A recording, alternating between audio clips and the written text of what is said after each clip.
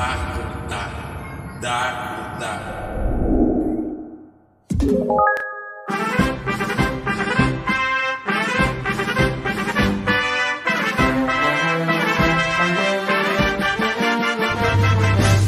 Songkolongi 92. Pada tahun 1956, anggota parlemen Arab Suriah beragama Kristen Faris Al-Khoury hadir pada acara pembukaan Muktamar Dunia Islam atau Al-Alam Al-Islami di ibu kota Damaskus, Suriah.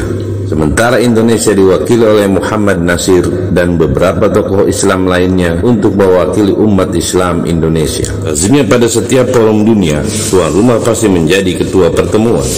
Di awal persidangan tersebut, Muhammad Nasir menyampaikan usul agar wakil dari Arab Suriah ditetapkan menjadi presiden atau ketua muktamar. Namun pendapat simpatik Nasir tersebut ditolak. Para peserta muktamar malah menetapkan Muhammad Nasir sebagai presiden dan dua pendamping sebagai wakil presiden, yaitu pemikir Islam Abdul Ala Al-Maududi dari Pakistan dan Abdul Hasan An-Nadawi dari India.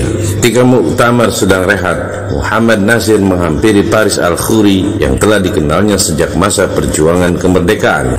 Bahkan Nasir mengungkapkan keinginannya ingin bersilaturahmi langsung ke kediaman Al-Khoury. Senang mendengar Tuan Nasir ingin bersilaturahmi ke kediaman kami, tapi rumah kami jauh sekali dari ibu kota Damaskus ini, kira-kira 100 km. Lagi pula Tuan Nasir di muktamar ini punya agenda padat sebagai presiden muktamar. Janganlah tambah kelelahan itu dengan berkunjung ke rumah saya. Bukankah kita sudah bersuah di tempat ini? Ujar Faris Al-Khoury panjang lebar. Namun Muhammad Nasir tetap ngotot ingin berkunjung ke rumah Faris Al-Khoury meski jaraknya jauh dari Damaskus. Lantas, mengapa Nasir sengotot itu?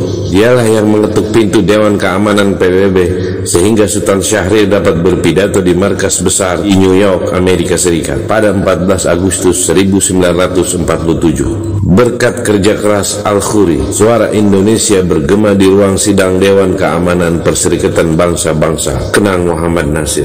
Untuk menghormati seorang yang telah berjasa besar terhadap perjuangan kemerdekaan Indonesia, perjalanan 100 km bagi Nasir tidak berarti apa-apa jika dibandingkan dengan apa yang sudah diberikan oleh Faris Al-Khoury untuk kemerdekaan Indonesia. Demikian Harian Republika. Faris Al-Khoury, pejabat Arab Suriah yang pertama kali mengunjungi Amerika Serikat, mewakili negaranya saat peresmian PBB pada tahun 1945, dan Arab Suriah adalah salah satu dari 53 anggota pendiri PBB yang asli. Ia dikenal cerdik dan orasinya mampu menyihir para pemimpin dunia, sampai-sampai seorang diplomat Amerika berkomentar, tak pantas sebuah negara yang orang-orangnya seperti ini untuk dijajah. Faris Al-Khoury pernah duduk di kursi delegasi Prancis di PBB dengan alasan karena Prancis menjajah negara Republik Arab Suriah. Ia pun tak ragu mendukung hukum waris sesuai ketentuan kitab suci Al-Quranul Karim meskipun dirinya merupakan anggota parlemen beragama Kristen. Demikian kabar dunia Songkolongi 92 mengabarkan. Dakredak. Wassalamualaikum warahmatullahi wabarakatuh.